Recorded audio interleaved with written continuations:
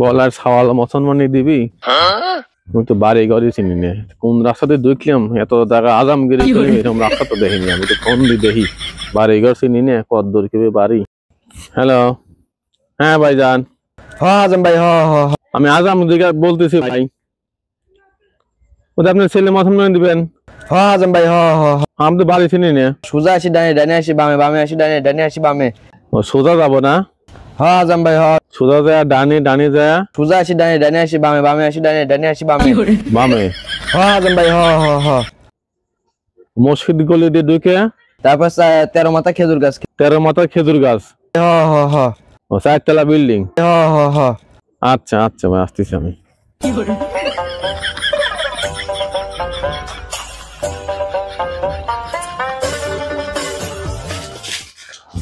দেখি দেখি আসে নাকি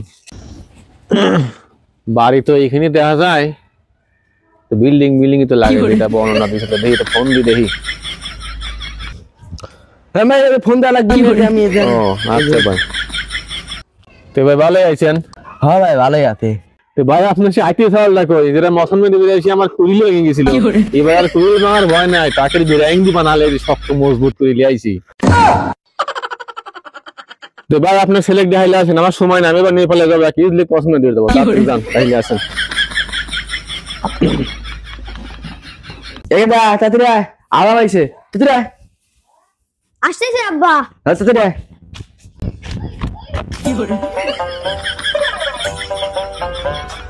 আরাম ভাই এলেন আপনি মাল যাইছি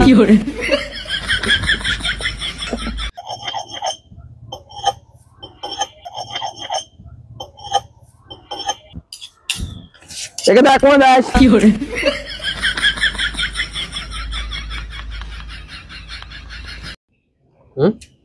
কাস্টমার না গেল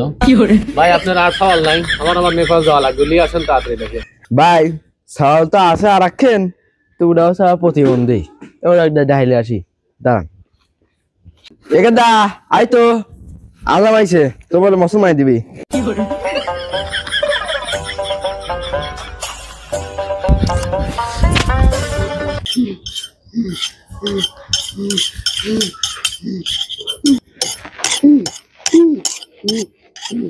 বাবা বাবা ভয় পেও না এই কুড়াল দিয়ে তোমার বাবাকেও দিয়েছিলাম আমি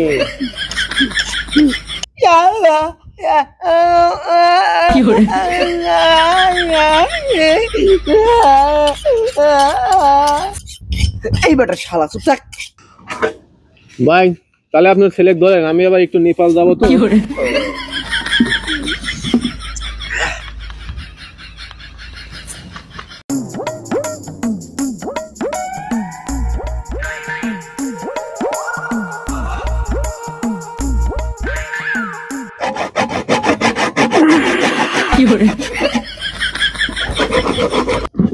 বাবা জীবনে কল বাপ মাক বাদ দিও না মুরব্বীদের সালাম দিও না কইল হ্যাঁ